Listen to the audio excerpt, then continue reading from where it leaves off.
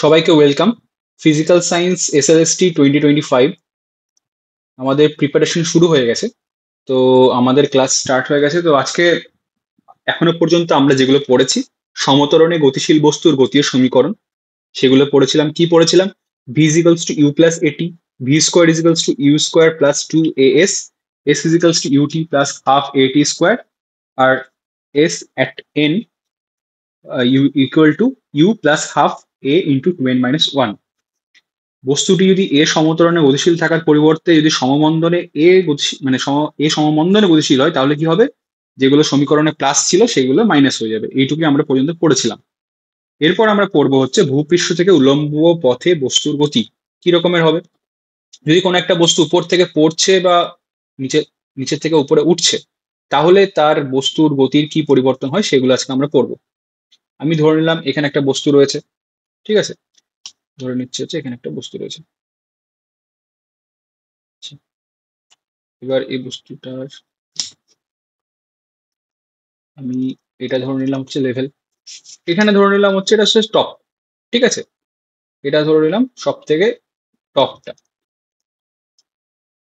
এবার এই বস্তুটা প্রথমে আমি কি করছি, প্রথমে আমি কোনো একটা বস্তু যদি ভূপৃষ্ঠ থেকে উপরের দিকে তুলছি, এখানে এই বস্তুটা ছিল এবং এই বস্তুটা এবারে কি করলাম, আমি এটার মধ্যে ফোর্স অ্যাপ্লাই করে এটার দিকে ফোর্স অ্যাপ্লাই করার পর এটা কি করলাম, উপরের দিকে যাচ্ছে। ধরি এই বস্তুটার u1 ছিল, ইউ মানে প্রাথমিক বেগ ছিল হচ্ছে u1, ঠিক আছে? প্রাথমিক বেগ ছিল u1।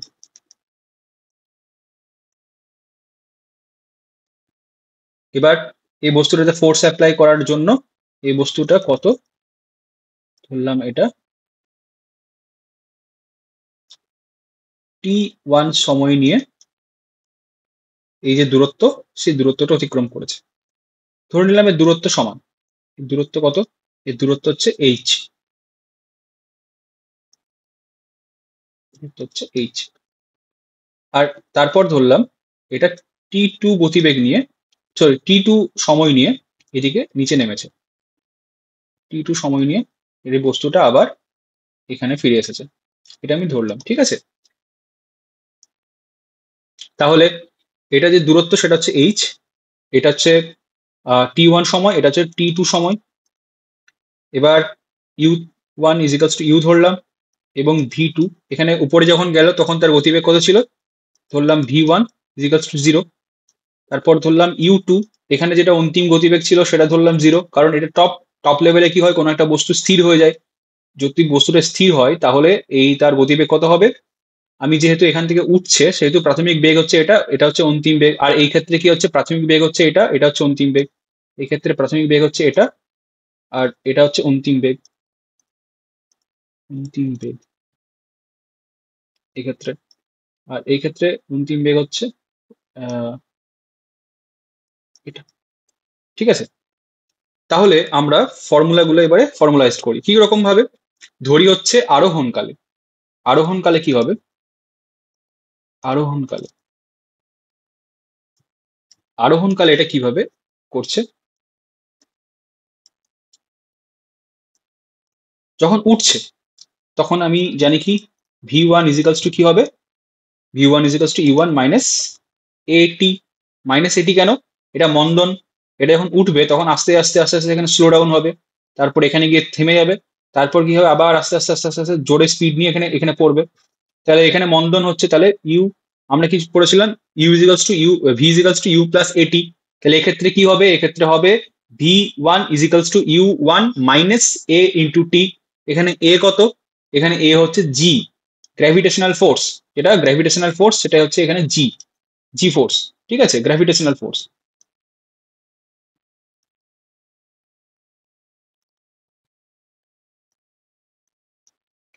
আচ্ছা, তাহলে জি ইন্টু টি, এখানে টি সমান কত হবে, t1, কারণ আরোহণকাল t1 টাইম লেগেছে। তাহলে v1 ইজিক্যালস to u1 minus G t1। এবারে ভি ওয়ান এর মান আমরা জানি 0, কারণ ওখানে বস্তুটা স্থির হয়ে গেছিল। ইউ ওয়ান, ইউ ওয়ান সমান ধরেছিলাম ইউ মাইনাস জি, জি থাকলো, আর এখানে হলো টি ওয়ান। এবার আমি এখান থেকে কি পেতে পারি, টি ওয়ান সমান কি হতে হবে, এখানে টি ওয়ান সমান হতে পারে হচ্ছে, আমি প্রথমে কি করলাম এটা আমি তোমাদেরকে এক্সপ্লেন করেই দেখিয়ে দিই পুরোপুরি, তাহলে হয়তো সুবিধা হবে। প্রথমে plus GT equal to U করলাম, sorry plus GT GT one equal to U, তাহলে T one equal to U by G, এটা একটা ফর্মুলা পেয়ে গেলাম, এটা এক নম্বর ফর্মুলা দিলাম। আচ্ছা সেকেন্ড ফর্মুলা যাই, সেকেন্ড ফর্মুলাতে আমি যদি সর্বাধিক উচ্চতা করি, সর্বাধিক উচ্চতা কত হবে, সর্বাধিক উচ্চতা হচ্ছে এইচ, সর্বাধিক উচ্চতা,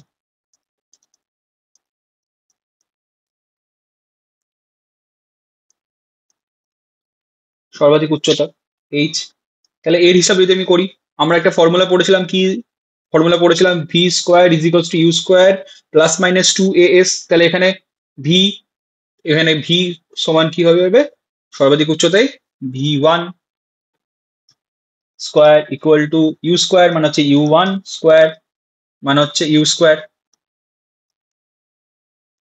এখানে যেহেতু উঠছে সেহেতু কি হবে, সেহেতু হয়ে যাবে মাইনাস টু ইন্টু জি, এই জায়গায় জি বসবে, আর উচ্চতা কত, সর্বাধিক উচ্চতা, এই যে আমি ধরেছি এই যে প্রতিপদেটা সরণ, তাহলে কত এইচ ইন্টু এইচ, তাহলে এটাকে সলভ করি, তো এই আইডেন্টিটি সলভ করে পাই zero equal to U square minus two G H, সেখান থেকে পেয়ে যাব two G H equal to U square, H is equals to পেয়ে যাবো U square by two G, ঠিক আছে পেলাম, তাহলে এটা আমি সেকেন্ড ফর্মুলা পেয়ে গেলাম, কি H is equals to U square by two G, আর টি ওয়ান সময় কত লেগেছে ইউ বাই জি, তাহলে এই দুটো পেয়ে গেলাম। এবার আমরা নেক্সট স্লাইডে চলে যাই, নেক্সট স্লাইডে নিশ্চয়ই মনে আছে আমরা কি করব, আমরা উপর থেকে নিচে নামবো, তাহলে উপরে কি ছিল, উপরে ছিল U two is equals to zero, যখন বস্তুটা স্থির ছিল, তারপর আস্তে আস্তে আস্তে আস্তে সেই বস্তুটা কি হলো নিচে নামলো, এবারে যতই নিচে নামবে তার বস্তুর যে জি ফোর্স যেহেতু কাজ করছে তার কি হবে, তার ত্বরণ বাড়তে থাকবে, তো তার তার বেগ বাড়তে থাকবে, সেটাকে আমরা কি বলবো ত্বরণ, তো সেই ত্বরণটা কত হবে জি, জি, জি ফোর্স কোন দিকে লাগছে এইদিকে, আর তার টাইম কত লেগেছে টি, তার উচ্চতা কত ছিল এটা এইচ, ঠিক আছে, বোঝা গেল। এবার আমরা ফর্মুলাগুলো লেখার চেষ্টা করি, আর বস্তুটি যখন নিচে নামলো তখন ছিল কত, মানে লাস্ট বেগ ভি, ঠিক আছে, তাহলে ভি টু ইজিকালস টু লিখি আমরা হচ্ছে ইউ, ভি টু সমান হবে ইউ, কেন হবে, কারণ এখানে আমি ধরে নিলাম এটা হচ্ছে কোন রকম এটা বাইরের দিক থেকে কোনো প্রভাবিত নয়, এর উপর কোনো বাইরের থেকে কোনো ফোর্স অ্যাপ্লাই হয়নি, শুধুমাত্র এটা যে ফোর্স নিয়ে উপরে উঠেছিল সেই ফোর্স নিয়ে নিচে নামছে, এটাই আমি ধরছি, ঠিক আছে। এবার ফর্মুলা লেখার চেষ্টা করি, নিচে নামার ক্ষেত্রে কি হবে, নিচে নামার সময় আমি তোমাদেরকে যত সহজ করে বোঝানোর চেষ্টা করছি, তো নিচে নামার সময় কি হচ্ছে, নিচে নামার সময় V two square equal to U two square plus two G H, এবার এটাকে সলভ করি, এখানে ইউ টু সমান জিরো, তাহলে V two square equal to U zero plus two G H, তাহলে এইচ সমান কি হয়ে যাবে, এইচ সমান হয়ে যাবে V two square by two G, এবার ভি টু এর জায়গায় আমরা ওখানে বসিয়ে দিয়েছিলাম হচ্ছে ইউ, আর হচ্ছে যেটা বেরোলো H equals to U square by two G, আর এখানেও সেটাই বেরোলো, বেশ ঠিক আছে, যাই হোক আমরা এবার নেক্সট চলে যাব হচ্ছে অবরোহণ কাল টি ওয়ান ইকুয়াল টুই হবে আরোহণ কাল টি টু ইকুয়াল টু হবে ইউ বাই জি, কারণ বস্তুটি আমি যেটা পেলাম অবরোহণ কাল যেটুকু সময় ধরে বস্তুটা উপরে গেছিল ঠিক সেইটুকু সময় ধরেই বস্তুটি নিচে নামবে। আচ্ছা এবার আমরা নেক্সট চলে যাব, সেটা হচ্ছে যে বস্তুটির নিক্ষেপ বেগ এবং বস্তুটির আহ যেটা ভূমিস্পর্শ করবে সেই বেগটাও কি হবে ইউ হবে, যেটা বস্তু একদম উপরে থাকবে সেখানেও বস্তুটি রেস্ট ইন মোশন থাকবে, অর্থাৎ স্থির থাকবে, তাহলে আমরা এখানে দুটো পেয়ে গেলাম, একটা হচ্ছে H equal to U square by two G, আর একটা পেয়ে গেলাম T one equal to T two equal to U by G, এই দুটো ফর্মুলা আমরা পেয়ে গেলাম, ঠিক আছে। নেক্সট দেখি, আচ্ছা এইবার আমরা একটা এক্সাম্পল করে নিই। চলো ধরো কোন একটা বস্তু রয়েছে, সেটি সরল রেখা বরাবর গতিশীল, তার সরণ হচ্ছে এক্স ইকুয়াল টু 6 + 70 + 10t²। এবার কণাটির প্রাথমিক বেগ ইকুয়াল টু মিটার, ঠিক আছে, 6 + 70 + 10t² মিটার। এবার প্রাথমিক বেগ আমাকে জিজ্ঞেস করেছে, তাহলে আমি কি জানি, আমি কি করব, প্রথমে প্রথমে সরণ সাপেক্ষে বস্তুটির ডেরিভেটিভ নির্ধারণ করব।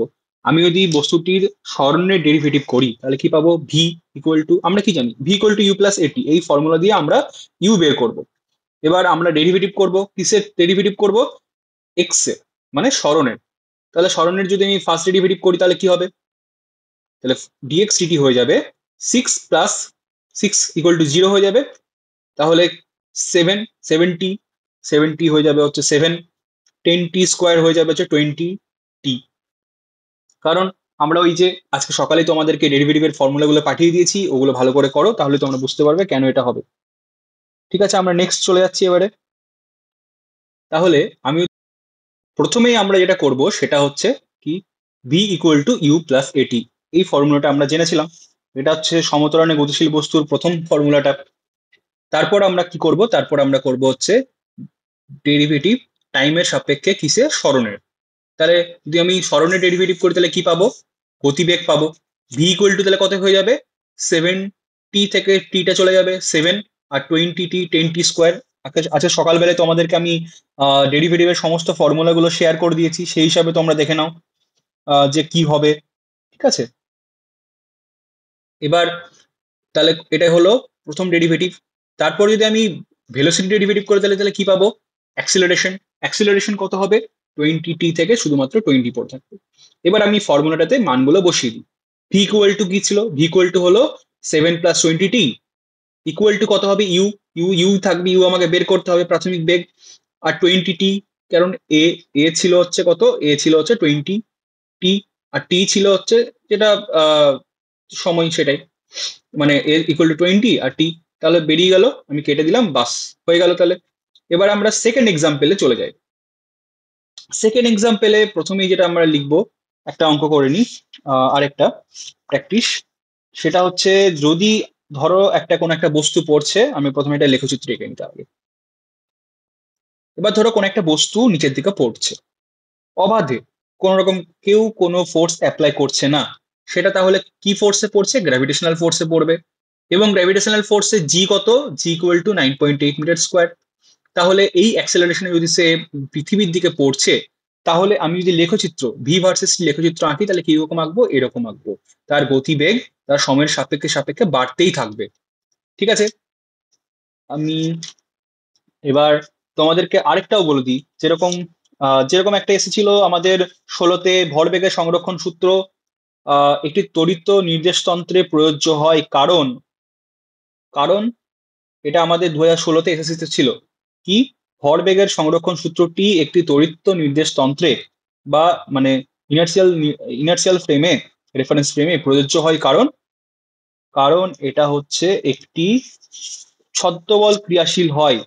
আমরা যখন প্রথম পড়েছিলাম তখন আমরা কি পড়েছিলাম, একটি অজোড় নির্দেশতন্ত্রে নন ইনার্শিয়াল ফ্রেমে কি হয়, যেটাতে ইনার্শিয়াল ফ্রেম সেখানে কিন্তু ত্বরণ শূন্য হয়, কিন্তু যেখানে নির্দেশতন্ত্র অজোড়ত্রীয় সেখানে কি হয়, গতিবেগ বা ত্বরণ থাকে। তাহলে ত্বরণ যদি থাকে তাহলে কি হবে, সেখানে ছদ্মবল ক্রিয়াশীল হয়। এটা ছিল হচ্ছে 2016-র একটা কোশ্চেন। আমরা 2016-র আরেকটা কোশ্চেন করে নিই, একটি বস্তুকে যদি এইচ উচ্চতা থেকে ছেড়ে দেওয়া হলো এবং বস্তুটি টি সেকেন্ড পরে ভূমি স্পর্শ করলো, তাহলে বস্তুটি T/2 সেকেন্ডে কত দূরত্ব পর্যন্ত যাবে। আচ্ছা, এবং সেটি নিচের দিক থেকে কত উচ্চতায় থাকবে, মানে কত উচ্চতায় সেটি গিয়ে আমি তাকে দেখতে পারবো T/2 টাইমে, মানে হাফ টাইমে সে কত দূর যাবে, সেটা আমরা নির্ধারণ করি। চলো, তাহলে প্রথমেই আমরা কি লিখবো, তাহলে এখানে প্রথমেই আমরা লিখবো, সেটা হচ্ছে এখানে আমি এইচ হচ্ছে উচ্চতা, এইচ উচ্চতা থেকে ছেড়ে দেওয়া হয়েছে, ধরো এখান থেকে আমি যে এইচ আছে সেখান থেকে আমি ছেড়ে দিলাম উপরে। এবার এটা পড়ছে,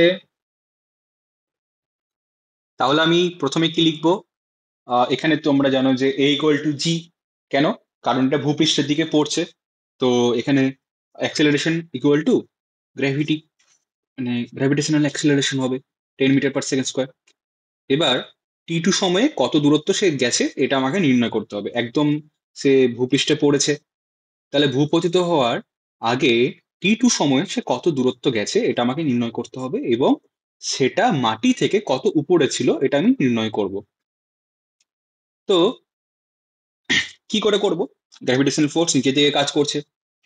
এবার আমি প্রথমেই তাহলে জানি হচ্ছে আমাদের ফর্মুলা থেকে s equal to UT plus half এটি স্কোয়ার, এটা এই সূত্রটা আমরা জানি। তাহলে এখানে এস হচ্ছে এইচ, তাহলে এইচ ইকুয়াল টু ইউ হচ্ছে 0, কারণ ওখানে ওটা রেস্টে ছিল যখন একদম উপর থেকে যখন ছাড়া হয়েছিল তখন। তাহলে ইন্টু টি, তাহলে পুরোটাই 0 হলো, তাহলে plus half into G into T square. এখানে টি হচ্ছে ক্যাপিটাল টি, মানে টি টাইম পর সে ভূপতিত হয়েছে, তাহলে আমি H equal to half GT square পেলাম। এইবার আমরা করব কি, এইবার করবো আমরা হচ্ছে টি ইকুয়াল টু t2 তে সে কত গেছে সেটা দেখবো। তার আগে আমি টিটা হিসাবে লিখে নিই। টি ইকুয়াল টু হয়ে যাবে তাহলে 2h/g, 2h/g, ঠিক আছে। তাহলে √t ইকুয়াল টু √2h/g এটা পেয়ে গেলাম। এবার আমি লিখবো হচ্ছে, ধরে নাও এস ড্যাশড টাইম গেছিল যখন সে ওইখান থেকে কতটা দূরত্ব অতিক্রম করেছে, এস ড্যাশ টাইম এসে কতটা দূরত্ব অতিক্রম করেছে এটা আমি নির্ণয় করব। ধরি সে এস ড্যাশ টাইমে গেছে t/2 তে, তাহলে আমি কত পাবো? তাহলে আমি পেয়ে যাবো এখান থেকে ইউ টি প্লাস, এখানে টি এর জায়গায় t+2 বসিয়ে দিলাম, plus half into G into t/2 তার হোল স্কোয়ার। এবার এটা আমি যদি সলভ করি তাহলে পেয়ে যাবো U equal to 0, 0 into t+2 by t/2 হয়ে যাবে 0, plus half into G into t/2 এর জায়গায়, টি এর জায়গায় বসিয়ে দিলাম কত, √2h/g তার হোল স্কোয়ার, মানে কত হয়ে যাবে 2h/g। তাহলে 2 কাটা গেল, জি জি কাটলাম, তাহলে হয়ে গেল h/4। ক্লিয়ার? তাহলে আমি পেয়ে গেলাম এস ড্যাশড মানে t2 টাইমে কতটা নিচে নেমেছে, h/4 দূরত্ব নেমেছে। তাহলে h/4 দূরত্ব নেমেছে, তাহলে ভূপৃষ্ঠ থেকে সেটা কত দূরত্ব পর্যন্ত উপরে আছে, তাহলে আমি ওটা মাইনাস করে দেবো। তাহলে t2 সময়ে সে ভূপৃষ্ঠ থেকে উপরে রয়েছে বস্তুটি, ভূমি থেকে কত দূরত্বে রয়ে থাকবে, এটা এটা থাকবে হচ্ছে h মাইনাস এস ড্যাশড দূরত্ব, ঠিক আছে। তাহলে ধরে নিলাম ভূমি থেকে এল দূরত্বে সেটা অবস্থান করছে, তাহলে এতটা হচ্ছে এল দূরত্ব, আর উপরেরটা হচ্ছে এস ড্যাশ দূরত্ব। তাহলে এল দূরত্ব ইজিক্যালস টু হয়ে যাবে এইচ, যেটা পুরোটা মাইনাস এস ড্যাশ, কত হবে h-h/4, তাহলে কত হবে 3h/4। ক্লিয়ার? এবার আমি কি করব, এবার করব হচ্ছে, তাহলে এটা 3h দূরত্ব, মানে এটা আরেকটু উপরে হবে, এটা এইখানে হবে, মানে 3/4 অংশ, পুরো এইচ যে তার 3/4 অংশ, 1/4 অংশ সে অতিক্রম করেছে t/2 সময়ে, বাকি 3/4 অংশ সে অতিক্রম করবে বাকি t/2 সময়ে, ঠিক আছে। এটা আমরা পেয়ে গেলাম। তো এটা কিন্তু খুবই ইম্পর্টেন্ট একটা কোশ্চেন তোমাদের পরীক্ষার জন্য, তোমরা এটা অবভিয়াসলি আবার প্র্যাকটিস করবে, রিভিশন করবে। আমার যে 3টে লেকচার হলো সেই 3টে লেকচারই কিন্তু তোমরা আবার রিভিশন করে দেখবে, যাতে তোমাদের কোথাও কোনো অসুবিধা হলে তোমরা যেন আমাকে আবার ক্লিয়ার করে দিতে পারি। তাহলে তোমাদেরকে আজকে সমস্ত কিছু বলা হলো, আমরা স্মরণ সময় লেখচিত্র, বেগ সময় লেখচিত্র সমস্ত কিছু করলাম, ফর্মুলাগুলো করলাম, ঠিক আছে। এবার তোমাদেরকে একটা রিকোয়েস্ট, তোমরা যেন সমস্ত গ্রুপে এগুলো শেয়ার করো, তোমাদের যারা বন্ধু রয়েছে বান্ধবী রয়েছে তাদের সাথে এটা শেয়ার করে এটা বলো যে এটা যেন তারাও পড়ার সুযোগটা পায়। তো সকলকে থ্যাংক ইউ সো মাচ। আবার দেখা হবে পরের ক্লাসে। পরের ক্লাসে আমরা স্কেলার ভেক্টর স্টার্ট করবো। Thank you.